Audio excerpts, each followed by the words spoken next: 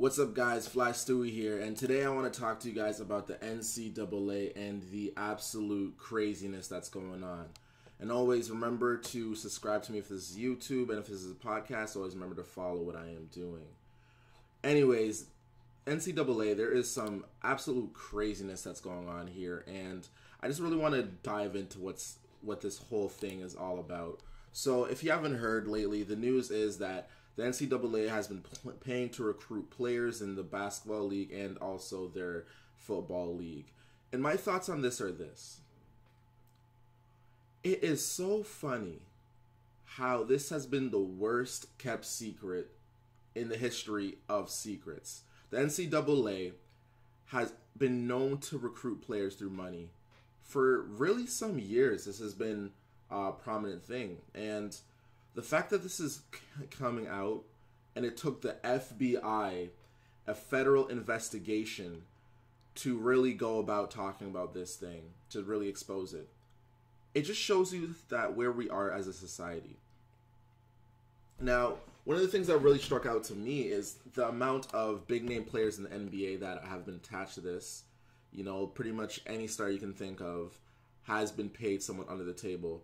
And if you've ever had a friend who's played in the NCAA, you would have known that there's a lot of different perks, like free phones, free shoes, you know, your stipends and all that stuff. And my whole regards to this is it's crazy how the NCAA has been a non-profit and has been able to, in front of our faces, steal money from athletes. Now, I don't know where you guys grow up, but I grew up in Canada. And in Canada, we have something called the OHL. Now, what's crazy about the OHL is that amateur athletes in the OHL, these guys are grade 10 to 12 even. You can play in the OHL. You can get paid as a grade 10, as a 15-year-old. You can get paid a monthly allowance to play for a semi-pro team. And you are not bringing in billions of dollars. NCAA players are marketed like crazy through the cities, right? They have these giant stadiums, and these guys are bringing in billions of dollars. Like that one deal that what was it, with CBS, I think? Let me just, NCAA, CBS. Look at this, $8.8 billion that the NCAA did with a deal with CBS for the basketball tournament. Just giving them the rights, the CBS the rights to show March Madness. They did $8.8 billion. And how much of that did the players receive? Almost nothing. So a lot of people give the argument that, you know, these players are getting free educations, they're getting free ride scholarships, and because of that, they shouldn't get paid. The funny thing about this argument is it's such an indigenous argument when you really think about it. It is just so wrong. When you go to school, when I go to school, I'm not going for the education. I can learn anything that I'm learning at school online on the computer. That's just facts. The reason you go to get a higher education is because you're getting the degree. The degree is the main thing. The degree will get you a job in your field. And the way we're living nowadays, the degree doesn't even guarantee it. It's just the best option. If you're looking to be a lawyer, study law. You're looking to be a doctor, study medicine. When you go to the NCAA as an athlete, why on earth would you go there to get a degree? It literally makes zero sense. The business proposition, and this is D1 American athletes, I'm saying. Any other league, I understand, but a D1 American athlete, it makes no sense. Right? If you're really good, you're trying to do a one and done. If you're somewhat good, maybe you do 2 years. But if you're an athlete and you're the top 0.001% in your class of athletes, what is a degree going to teach you about your sport that's going to help you get to the next level? And better yet, even without a degree, do you not think that there is some people out there, that there is some people who just want a professional athlete, whether that's, you know, to help them train within that sport, or if it's helped to be an athletic therapist, you know, some sort of workout, some sort of coaching job, some sort of behind the scenes digital media campaign. Like, it is very valuable to be an ex-athlete and then to go to somewhere in the athletics, whether it's the sports marketing side. There's a lot of things that you've had experience with where your tangible experience of playing actually precedes itself. It's almost as someone who's, you know, gone into school, for some reason I don't know, they worked with their family in a Fortune 500 company, and then, I don't know.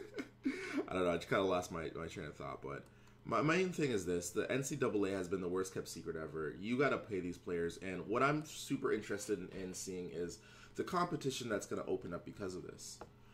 I have my biggest eye on someone like LeVar Ball, who has gone on record in saying that he wants to create another league parallel to the NCAA that's going to pay players to play basketball. You know, depending on what level your recruit is, you are going to get paid in a certain tier, 100 grand, 80 grand, 50 grand, depending on how good of a basketball player basically you are. And with stories like this coming about around the NCAA, it looks very likely that something like this will take off. Now remember, a lot of these players are good enough out of high school to play in the NBA. Case in point, someone like Kyrie Irving, right? So after the one and done rule was created, where you have to at least spend a year out of high school to play in the pros, Kyrie got drafted by, I believe it was Duke, and through that whole year, he was injured. He barely played any games, and somehow he was still the #1 overall pick. What is that telling you?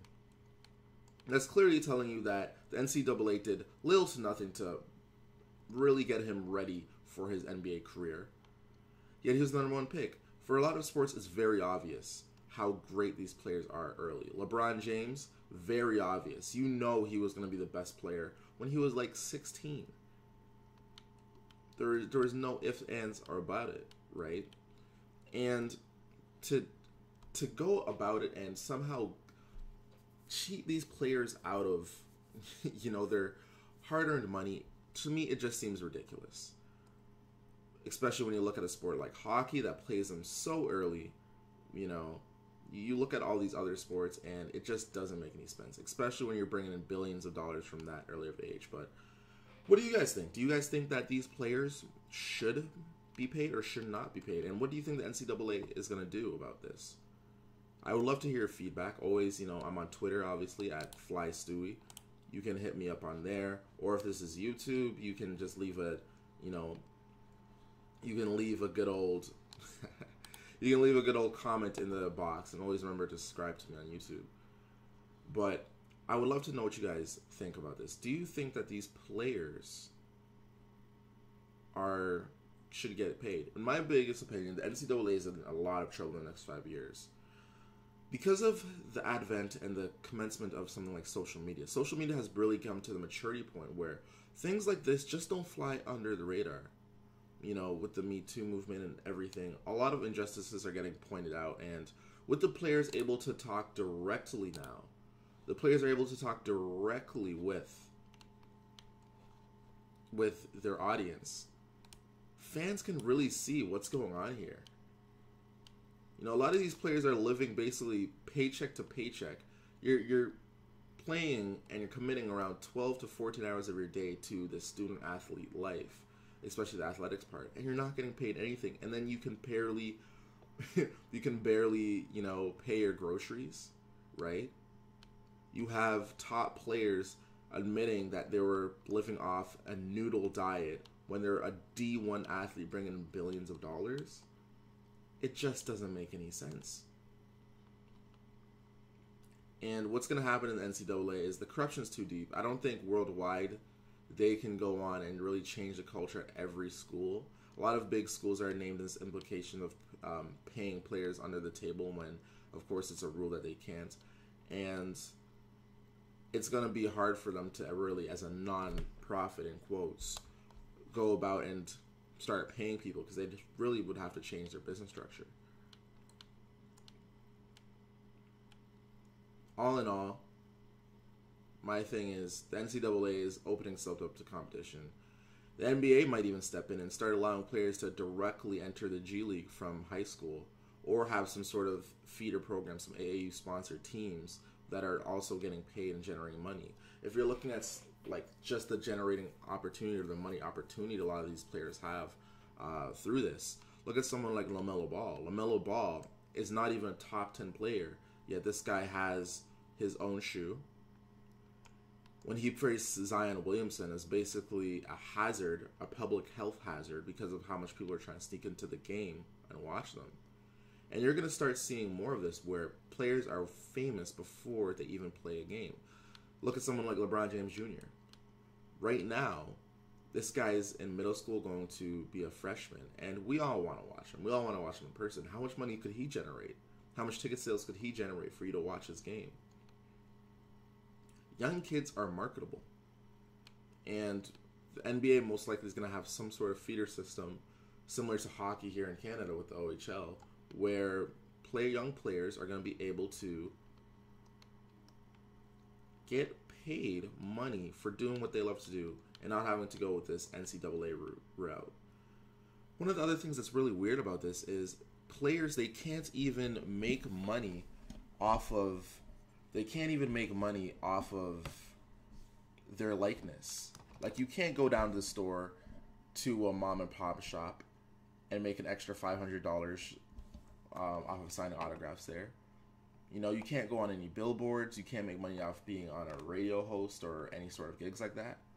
Like, you do not even own your likeness, which is just crazy, and it's almost anti-capitalist.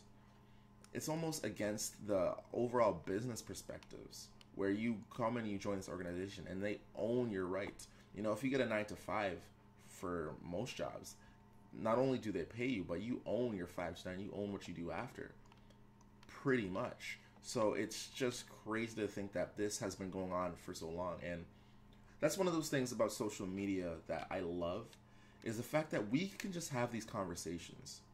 We can talk about these things.